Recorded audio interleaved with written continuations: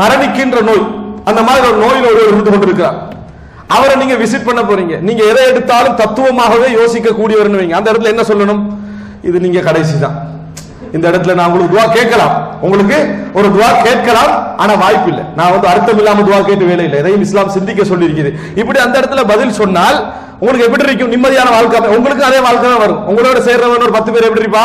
உங்களுக்கு அதே மாதிரி துவா தான் என்ன செய்வான்? சொல்லக்கூடியதா இருப்பா. ரசூல் ஸல்லல்லாஹு அலைஹி வஸல்லம் ஒரு ஆளுக்கு அப்படி துவா கேட்டாங்க. ரசூல் ஸல்லல்லாஹு அலைஹி வஸல்லம் அவர்கள் அபஸ தஹூர் இன்ஷா அல்லாஹ் சொன்னாங்க, உனக்கு குணமாகிரும்.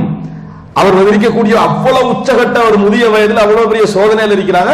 லா பஸ தஹூர்னு சொல்றாங்க ரசூலுல்லாஹ். அவர் பார்த்து கேட்கிறாரு, தஹூர் நான் குணமா? அவருக்கு அந்த சிந்தனை வந்துட்டது தத்துவம். அப்போ நான் குணமாக போறேனா? இல்ல, இது என்னது? பல், அதாவது பல்ஹிய ஹும்மா தஃபூர், இது ஒரு கொதிக்கக்கூடிய காய்ச்சல். இது ஒரு கொதிக்கக்கூடிய காய்ச்சல். யாருக்கு? ஒரு இத்து போய் இந்த மாதிரி மரணிக்கக்கூடிய நிலையில் இருக்கக்கூடிய ஒரு ஷேகுக்கு, ஒரு வயோதிபருக்கு. துசீருல் குபூர், அவரை கபரை சந்திக்க வைக்கக்கூடிய காய்ச்சல் இது அப்படின்னு அவர் லாஜிக்கலா ரசூலுல்லாஹ் என்ன செய்றாரு? ரசூலுல்லாஹ் ஒரு துஆ கேட்டாங்க. அதுக்கு இவர் சொன்ன பதில் என்ன?